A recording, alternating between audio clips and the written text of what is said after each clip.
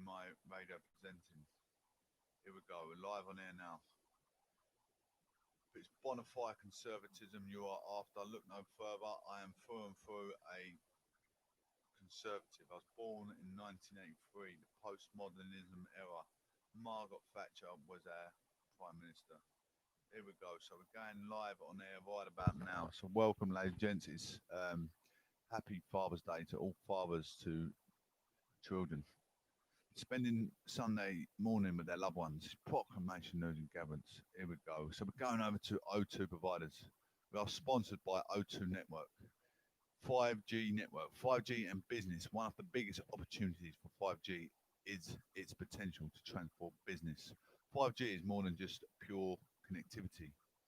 It has the potential to transform every sector it touches.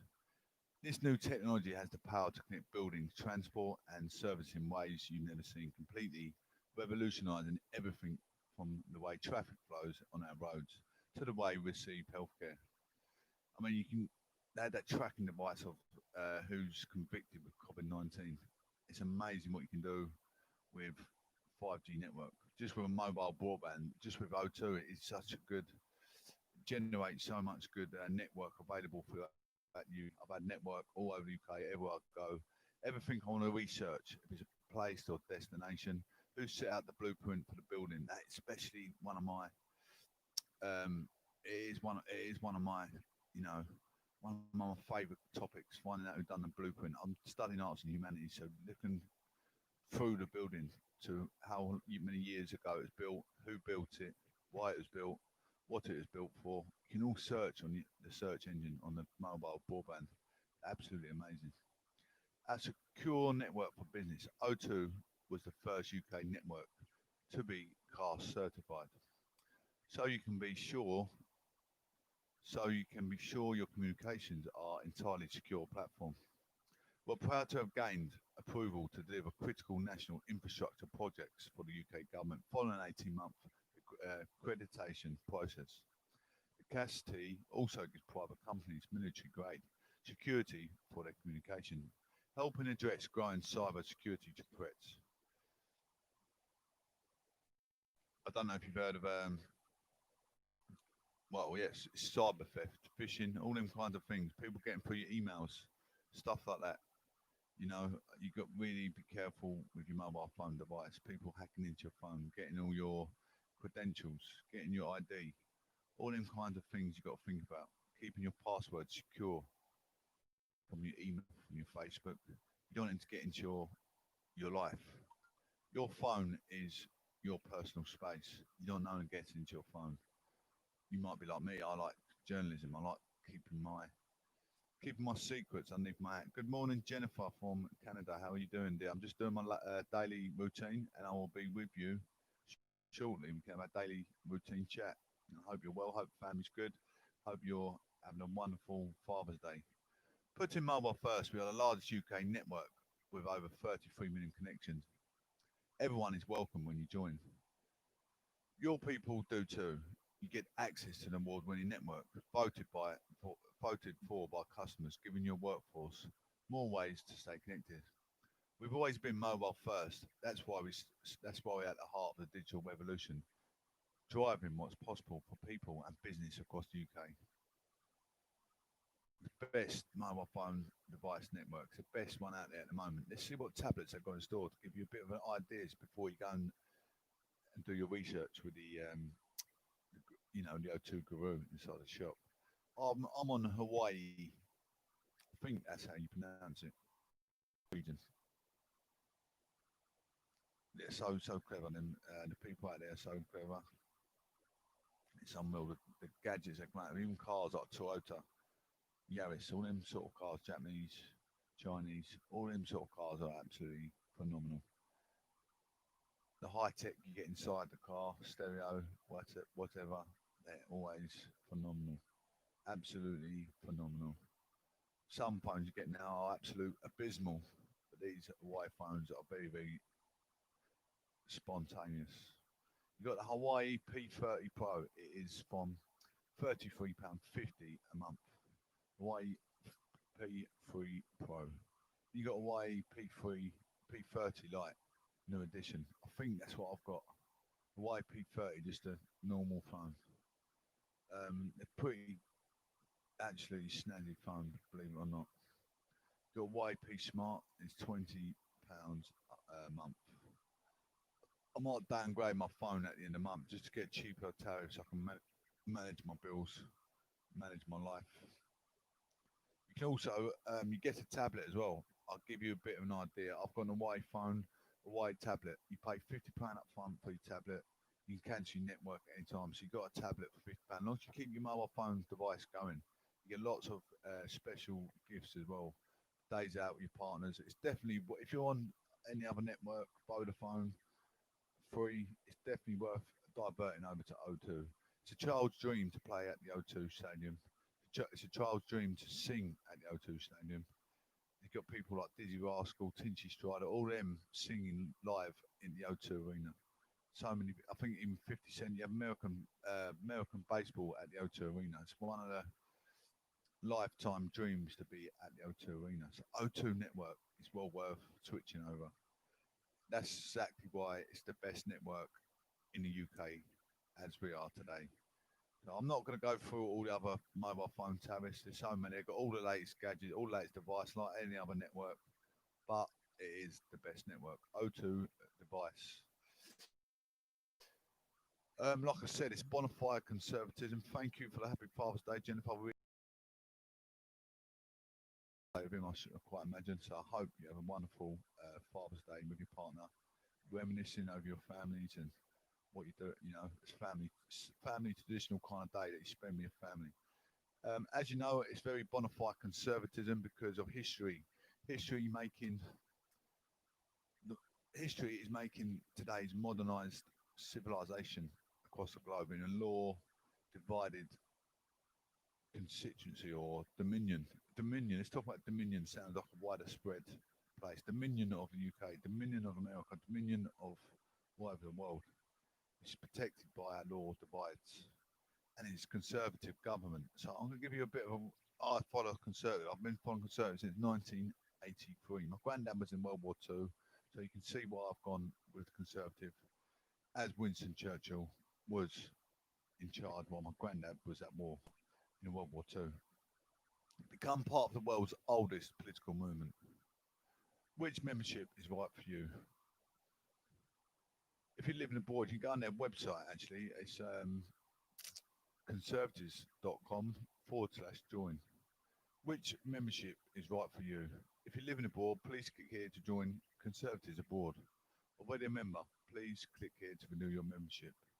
Under 26 is £5 a year.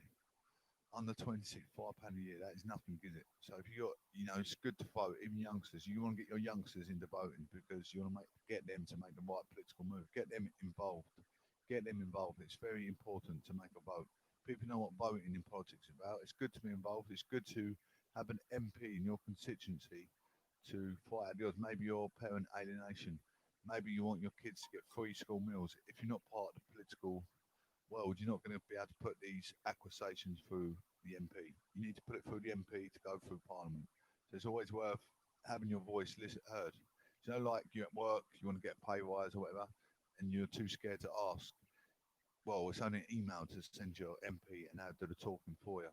So under 26 is £5 per year. Standard party membership and all associated benefits is offered at a special £5 rate to those aged under 26. For the standard people like me, you, and everyone else, it is £25 a month.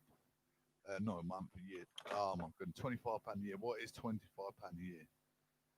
I mean, I put a petition in yesterday through my MP. Obviously, alienating father. Hi Ashley, how you doing, girl? Hope you're well. I'll be talking with everyone. Give me about 20 minutes. I'll go for the day's task, and I'll be talking with everyone. I'll catch up with all you guys. I miss you all. I haven't done car spots for a while. So I'll put a petition through the with my local constituency MP, which is Will Quince.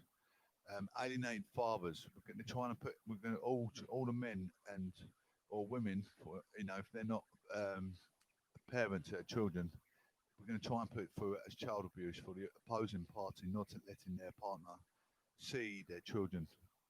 There's a memo. If you look on the internet for the memo for alienation parents trying to get legal justice, you can put the opposing party through court proceedings, and hopefully they'll get done for child abuse for not letting them see the opposing parent. So there you go. It's worth having a look at different memos, different ways you can tackle different stories. So it's always worth staying on board with Proclamation News and Gathering. I'm giving insight of reality, things that could lie in the blueprint that you can find out and get people. Either justice needs to be served, doesn't it? We want civil rights. So there you go. Standard £25 a year. Members play an active role in the party, can attend our annual conference and receive voting rights in party elections. After 3 months of membership, all for £25 a year or £2.09 a month. If you're using the armed forces, standard party membership and all the associated benefits is offered at reduced rate for serving and former members of armed forces. £15 a year. I think you can also choose to stand for election. You obviously get in with your MP. He'll tell you, it'd be like a guru and tell you how to get involved. I'll tell you exactly what it does. What is entailed with your membership? What does it get you? It helps them win elections. You can choose candidates and vote in leadership elections. Take part in our campaign groups. Come to their conference. It's good to. I don't know if you lot are like to listen to a lot of politics. It's worth going to see what's going on. There's a lot of public austerity going on at the moment because of coronavirus. It's well worth getting involved. See if you can influence the party to get back the business rolling, getting the ball rolling. Do you think coronavirus was conspiracy theory? Well, maybe it's worth having your voice heard. Because in my theory, I think coronavirus is conspiracy theory, absolutely. Get the latest from inside the party. Influence party policy. Connect with local conservatives. You can stand for an election. You want to be elected as a member. What could you do for the Conservatives? I want to stand as a member, absolutely. 1,000,000%. I have every right. I've done many years fixing up the infrastructure, many years in the building game. Why not be part of the... I've been doing this for over a year now, and we've been having some good, just not normal, general, just interactive chats about different things, family orientation, relationship advice. I'm going to go a bit into showbiz to start. Here go, ladies and gents. Jodie Marsh exposed in the Daily Star. Jodie Marsh exposed in the Daily Star. You know what? She's getting a bit old now, but I didn't. At first, good old days of glamour throwback. Jodie Marsh has shattered thermometers as she showed off her naked assets. Marsh shares new Rottweiler fire tattoo. Jodie Marsh has whipped fans into frenzy after taking to Instagram to share a string of revealing snaps taken at the height of her glamour modelling days. Jodie Marsh is one of Jordan's rivals, the buxom babe, who was a regular in Lads Mags throughout 2000s before branching out. It'd be nice to chat with. Jodie Marsh has whipped into frenzy after taking Instagram to share a string of revealing showed off her gym-owned frame. Featuring a neckline so plunging, the garment may as well have been frontless. Jodie almost, oh my goodness, she is looking absolutely phenomenal. But yeah, bit undecent exposure, must admit. But yeah, she's looking very fascinating. Keen to expose herself even more, Jodie pulled back the only bit to toe the line and obey Instagram's nudity rules. To be capturing the shot. The good old days, she says. I don't know if you any use up. Best day is me. Fifth question: do you still have that outfit? Let's do some more on showbiz. More on showbiz. Keep you guys interested in the cast. And we're gonna go back to UK politics. We're gonna talk about Holly Willoughby. Holly Willoughby. I like calling her Holly Willoughby. I don't know how you pronounce the name. Holly Willoughby.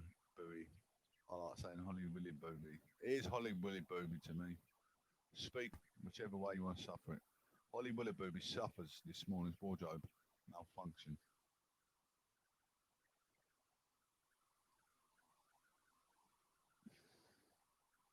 This morning, presenter Holly Willoughby accidentally revealed a little too much on the show today as she donned a purple blouse and a purple and pink patterned skirt. Holly is 39. She looked gorgeous in the figure, hugging a symbol, which she completed with a pair of mine heels as she printed for co-star Philip Schofield. But she accidentally revealed a little more than the aim of Black Lives Matter movement. As Holly and Phil said today, we are standing in solidarity with the black community, part of the Blackout Tuesday. Holly continued, yes, we'll be supporting a number of ways today, but first we want to read you a statement from my TV.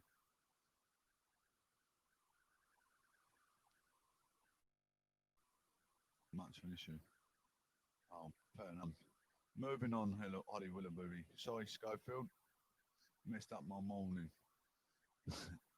Everyone on Castbox, we're also live on YouTube.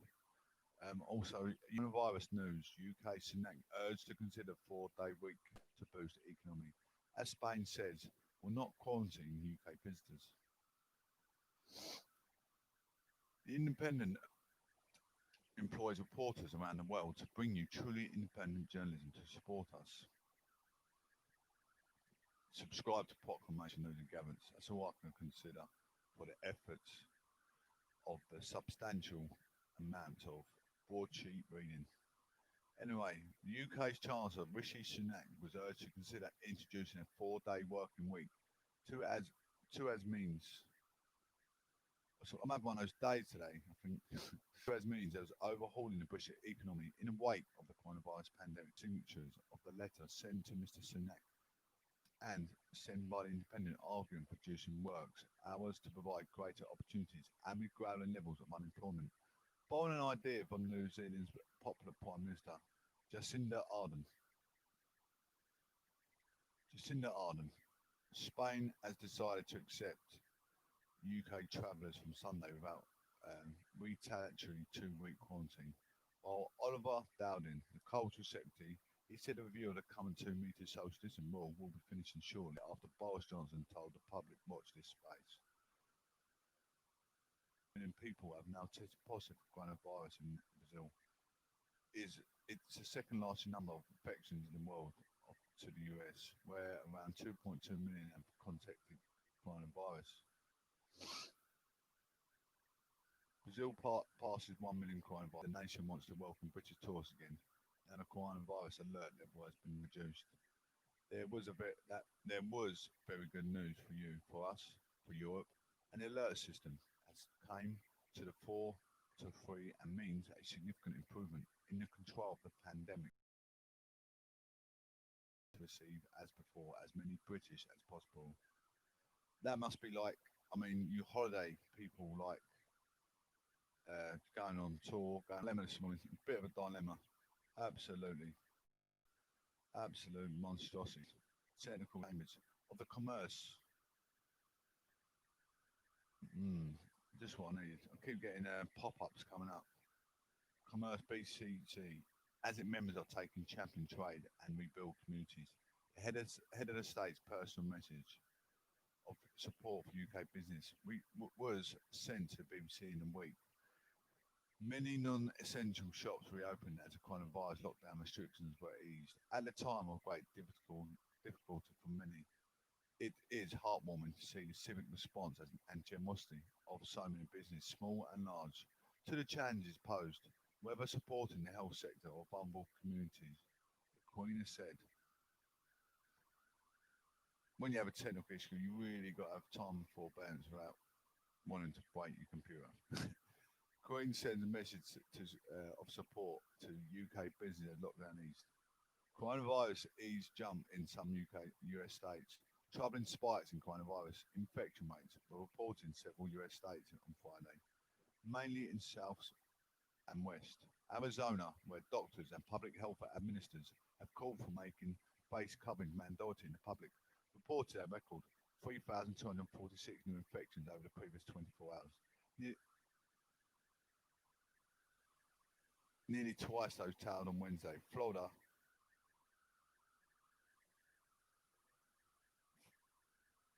one of the last states to impose stay-at-home restrictions and one of the first to begin lifting them. Reported 3,822 new cases. This was a daily record. The situation in Florida and Arizona is really concerning. William Hannard, an epidemiology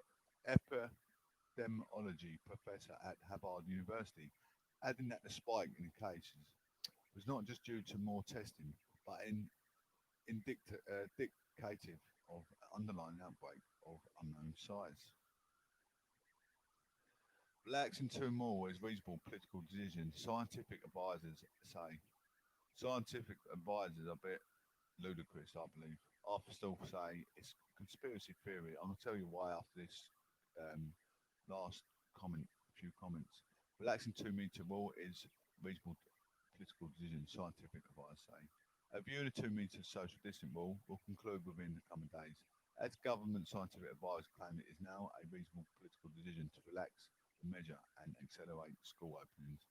Boris Johnson, who has commissioned the review early in June, hinted on Friday the government could alter the coronavirus advice to 1 metre, raising hopes in the hospitality sector.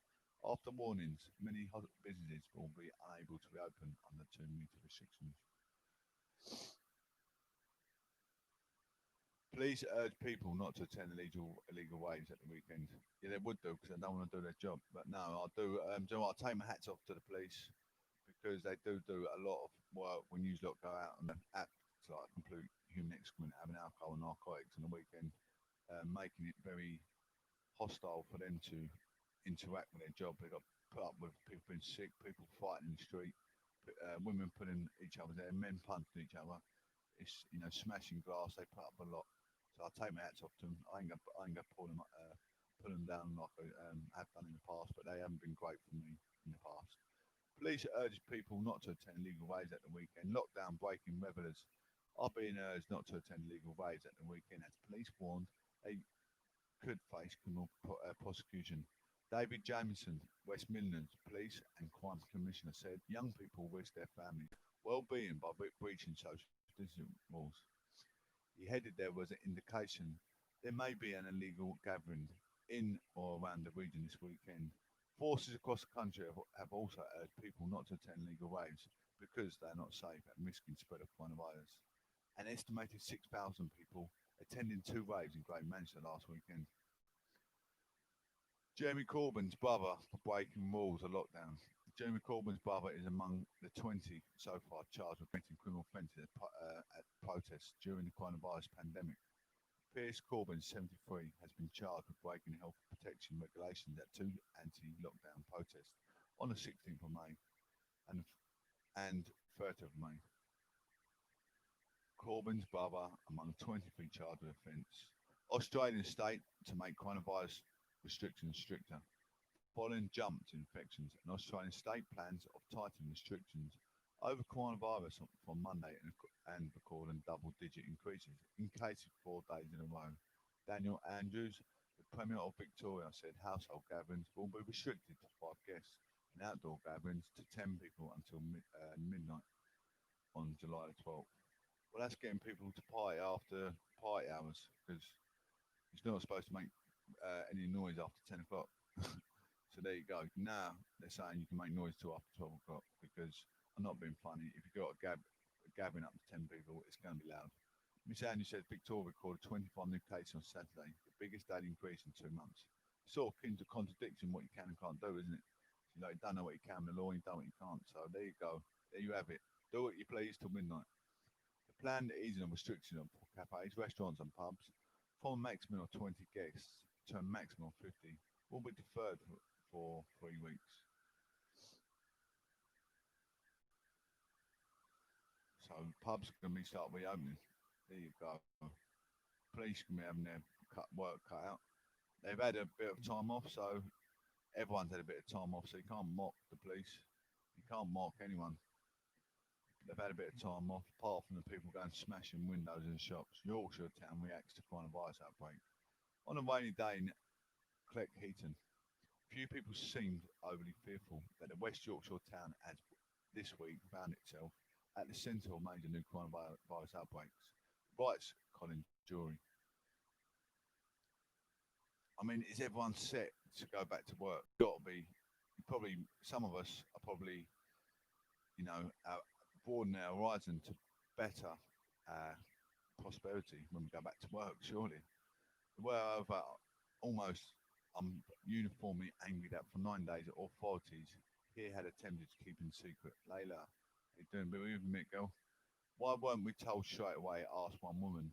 How could they possibly think that was for the best? The anger in Yorkshire town at the centre of the major coronavirus outbreak kept secret by council. France Health Ministry covered in red paint.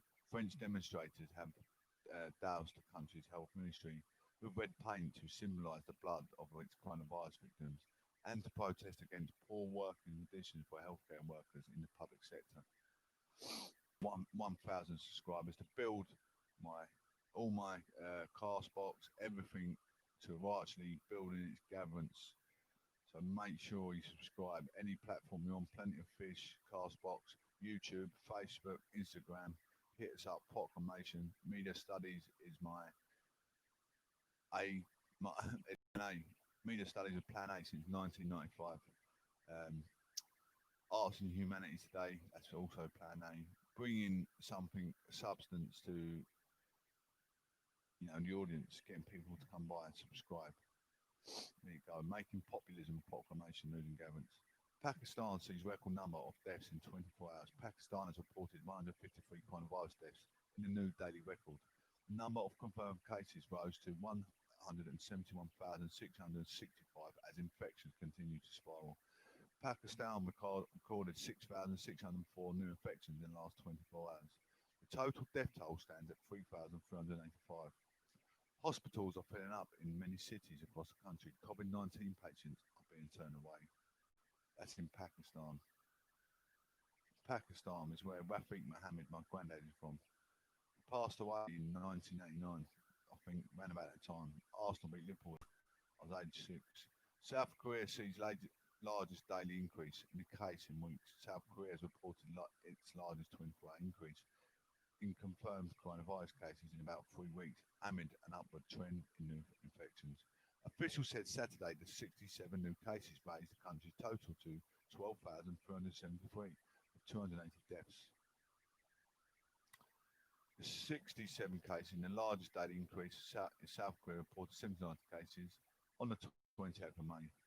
Delayed by coronavirus, Putin's Victory Day parade causes bemusement. The coming Wednesday, Russia will make victory over fascist Germany with a rescheduled military parade on Moscow's Red Square. Oliver Cabell writes, a protest of a Victory Day parade in the middle of the pandemic has created by many contradictions. The president will get his day in the sun, but it won't be anything like the day he once dreamed about. Delayed by COVID, Putin's Victory Day parade causes bemusement. Zimbabwe Health Minister set to appear in court. Zimbabwe's Health Minister is expected to appear in court on Saturday to face allegations of illegally awarding a multi-million-dollar contract for coronavirus testing kits, drug and personal protection equipment to a shadow company. The country's anti-corruption agency arrested Abbey on Friday as the scandal roiled the country. The government cancelled the contracts following public uproar. Who got their COVID expectancy to catch COVID-19 because of my secondary main ask? Did I get one? Did I F-U-C-K? Not in a pedantic mannerism, but in a way I spell it out so no youngsters can get their ears burnt. Staff at US Embassy in Afghanistan test positive for coronavirus. The US State Department says COVID-19 infections have been reported at its embassy in Afghan capital. Workers who have infected include diplomats, contractors and locally employed. An official at the embassy in Kabul said as many as 20 people were infected, the majority of whom are Nepalese, the Gurkhas, who provided embassy security. Pope holds the first audience for a group of people since the lockdown relaxed. Pope Francis held the first audience for a group of people since Italy lifted its coronavirus lockdown. You are one of those supporting people in our country, he told doctors and nurses from the bad-hit northern Lombardy region who gathered at its Vatican's frescoed Clementine Hall on Saturday. To those of you who were, and to your colleagues all across Italy, go my esteem. and my sincere thanks. I know very well that I'm interpreting everyone's sentiments, he said. Pope Francis, during his audience with doctors, nurses, and healthcare professionals from Normandy. Pope, anyone seen their local archbishop? I've seen the Archbishop of York. He come to my local church in my constituency. What a nice fella. I'll tell you what, they absolutely loaded them. Archbishops absolutely loaded. I'd love to be on their wage. Chancellor says review of a 2 metre wall will make enormous difference to business. Rishi Sunak has said to review of a 2 metre wall will make an enormous difference to business in a major hint. It will be relaxed. The outcome of that review will be announced this week, the Chancellor said. Obviously, that was something that will make an enormous difference. I think to many businesses who are keen to see a change. He told reporters during a visit to shops in North Yorkshire.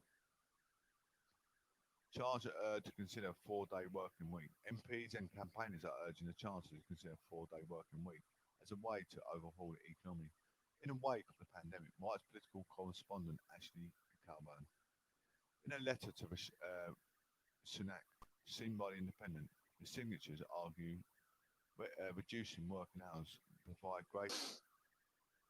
We're not going to go on. We're going to look at the vandalism, see what's going on. This vandalism, the terrorism, the white, black hating, whatever's going on in the world. We're going to have a little look, see what's going on. Died. She come out quick call and had 2 children at court and find they're dead. Her mother must be absolutely distraught, absolutely distressed. I couldn't give out more condolences if I tried. That must be terrible for her, her husband, aunties, uncles, grandmas, nans, people in today's modern society, charities. UNICEF Save the Children Christian among other organisations.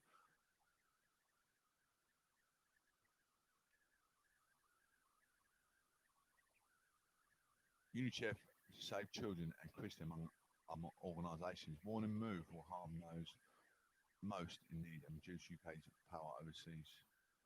Vandalism, Winston Churchill being pulled down. I think the ones causing the trouble should be getting moved overseas, getting stuck somewhere, like stick them in ISIS, see how they like it. That's what should happen.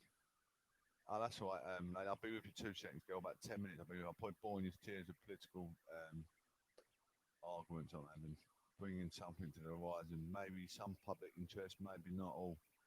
The Prime Minister's announcement on Tuesday that there's widespread anger and disappointment among UK aid charities. Stephen Draper, the CEO on Bond, a UK network of international developed NGOs, said in an announcement on Tuesday, during the coronavirus pandemic, couldn't have come at a worse time.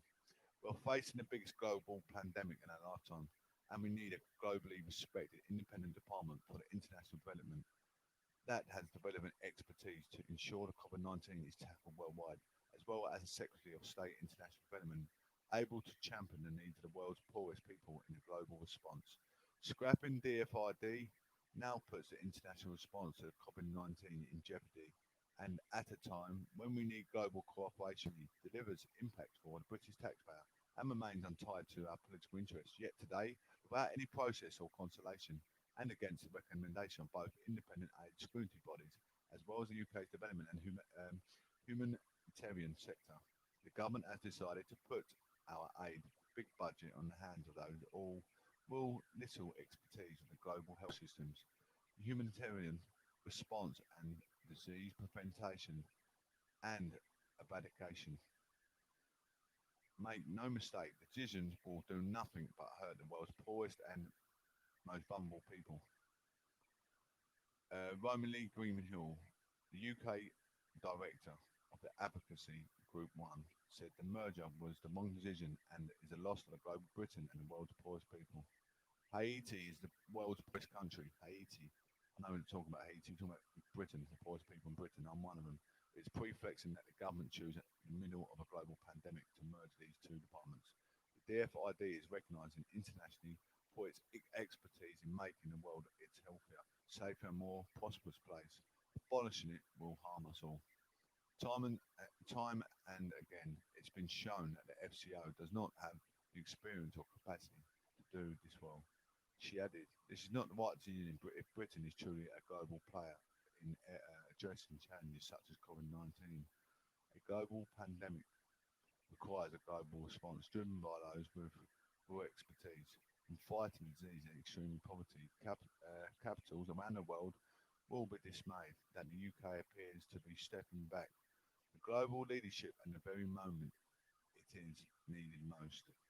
Mrs. Sher, the CEO of World Vision UK, said the announcement was shocking evidence of the UK putting its own economic interest above saving lives. The terrible irony is that global Britain has today shrunk following years of anti-aid agenda, taking root at the heart of the government. While cross-governmental coordination is absolutely necessary, this should not be done at the expense of aid quality, for which the world's poorest will pay the price. It already be warned that the COVID-19 can get set back global poverty levels by 30 years. The end of an independent DFID will drive us even further backwards. He added that giving foreign sector oversight and of aid would mean less transparency, effectiveness and accountability, and risk money being diverted to address UK foreign policy interests rather than alleviating poverty. The diverting fund from the world's poorest communities under the guise of taking back control of UK be a dereliction of our responsibility as a nation. Sherd said he is deeply concerned about what will constitute under this new department, the Foreign Commonwealth and Development Office, which is expected to be formed in September. The definition of aid must be not be diluted, and it must not become a weapon of foreign policy. Danny Harvey, the Executive Director of Concern Worldwide UK, meanwhile said the merger sends a worrying signal that the eradication of poverty is no longer the primary aim of the UK aid. By fusing aid with national interest, we risk leaving the most vulnerable behind and undermining some of the great progress that has been made. Established 23 years ago, DFID is widely respected and consistently outstrips FCO in independent reviews for both transparency and aid impact. DFID has championed development initiatives on gender equality, health, nutrition, education, and building resilience to climate change, she said. As number of people facing severe food insecurity is set to double this year due to the pandemic, this is not the time for the UK to renege on our value of compassion and community humanity. There's not enough compassion for alienation fathers. Maintaining an independent DFID is the best way to ensure UK aid goes to helping the most vulnerable communities to survive and recover from COVID-19. Patrick White, AIDS Director of Policy, Public Affairs and Campaigns, called the merger an act of political vandalism, stripping the Department of International Development of its independence and folding it into the Foreign and Commonwealth Office threatens a double whammy to people in poverty and to our standing in the world. He said, without an independent DFID, UK's ability to help tackle poverty, public austerity, that's what I call it, public austerity, that is exactly what we're going through right now. The impact of the climate crisis and conflict will be reduced. UK has moral responsibility towards the world's poorest. Daniel Willis, campaign manager for Global Justice Now, was blunt, he said. The merger was a terrible decision that makes us back 2 decades to when UK aid was subservient to the interests of the British business. It's bad news for the fight against global poverty and good news for the suppliers of corporate drinks, parties and foreign embassies, he said. And they said they was going to help people with mortgages. They said they can help people with loans. Have they actually? I mean, I see so much in the media. People can't afford this, still can't afford that. I mean, are they really helping these people? These people that are went part-time, they said they're going to pay 80% of their wage coming out of work. Have they actually? But I've seen some people say they haven't been helped, they haven't been supported, they couldn't get the help they needed. They're living on food bank, they're still trying to survive. No one who believes that the UK aid can be positive impact in the world thinks this is a good idea. Just last week, MPs urged the government to abandon this merger on the grounds that it would destroy the effectiveness and transparency of UK aid. The merger signalled a conscious shift to a development model based on a hollowed out state, and it's forced to rely on cooperate partners to function at home and abroad, he added. The FID has been far from perfect, but its formal independence from the Foreign Office has offered some protection from its aid money being treated as slush fund for business interests. Now it's been swept away. Empire 2.0, here we come. Kevin Watkins, the chief executive of Save Our Children, said the merger was a flawed decision that files in the face of commitments made in the government's manifesto during the biggest humanitarian crisis in a century. When the COVID-19 pandemic is reversing hard, it won gains in the child and maternal health, education and poverty. This is babbling a deeply damaging move. It will weaken the UK's ability to provide for the poorest children at a time when they need the UK support and solidarity. Watkins said a cabinet minister for international development must be retained to ensure the humanitarian considerations are hard at the highest level of government, and the government must move immediately to protect the focus on quality of aid now spent through the Foreign Office. Sasha Deshmukha, the executive director of UNICEF UK, said the merger risks damaging the UK international standing. The global leadership on international development, which saves lives every day and is critical to standing around the world, should not be lost among the broader range of goals that fall under foreign policy objectives. The timing of the merger, particular attention will need to be paid to the vital DFID funds program around the world that are responding to the current crisis and already facing unprecedented threat and disruption. Deshmuki's words were echoed by the chair of the International Development Committee, Sarah Champion, who feared the merger would jeopardise the UK's world-leading humanitarian work. International Development Committee's review showed it's abundantly clear that the DFID is an incredibly strong and well-respected department internationally. The DFID offers a vital lifetime for so many people struggling around the world and is well respected by the NGOs on the ground, literally saving lives. We cannot lose sight of why we support other countries with official development assistance.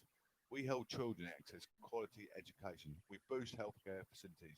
We ensure people access justice and security. The DFID's work considerably increases the UK clout on the world stage, amplifying our voice in